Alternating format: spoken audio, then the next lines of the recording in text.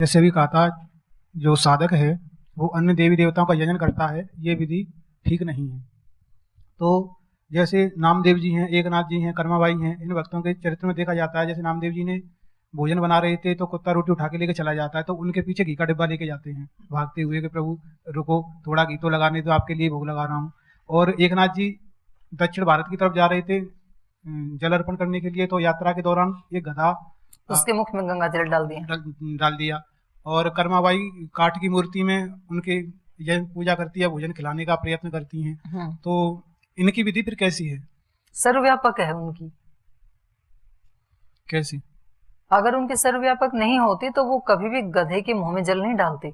जल तो लाए थे शिव जी के लिए, कितनी दूर से लाए, उत्तर भारत से गंगा से लेके गए और रामेश्वरम में चढ़ाना था। अगर वो हर प्राणी में उसका वास नहीं मानते तो गधे को नहीं डालते फिर। तो उनकी दृष्टि ये थी कि सब प्राणियों में वो ही सर्वशक्तिमान ही विराजमान है। और जिन्होंने कुत्ते के पीछे जो घी लेके दौड़े, उसके पीछे भी वही दृष्टि है। नहीं तो वो अपने वो जो मंदिर में रखते हैं बाल गोपाल, लड्डू गोपाल, जो भी, उसको भोग लगाते उसका। बोले एक ये कुत्ता ले गया तो कोई बात नहीं, अब मैं दूसरी रोटी बनाता हूँ अपने बाल गोपाल के लिए। लेकिन उनको तो उसमें भी वही दिखाई दे रहा था और उसमें भी वही दिखाई दे रहा था। तो उन्होंने कहा कि मेरी विधि पूरी होती घी लगाने के बाद, तो आप बीच में उठा के ले गई, तो थोड़ा घी और लगवा लो। तो जो वो उनका भाव होता है संत हृदयों का, उनको तो हर जगह वही दिखाई देता है।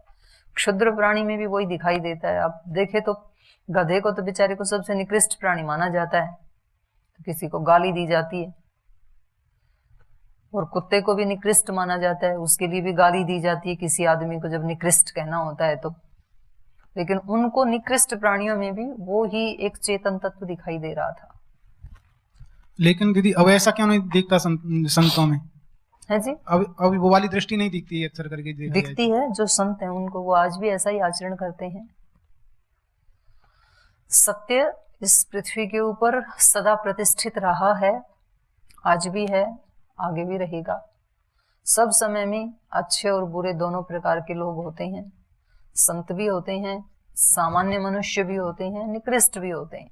सब युगों में, सब समय में। आज भी बहुत अच्छे संत हैं, सामान्य मनुष्य भी हैं, बहुत निकृष्ट भी हैं, आगे भी ऐसा ही रहेगा।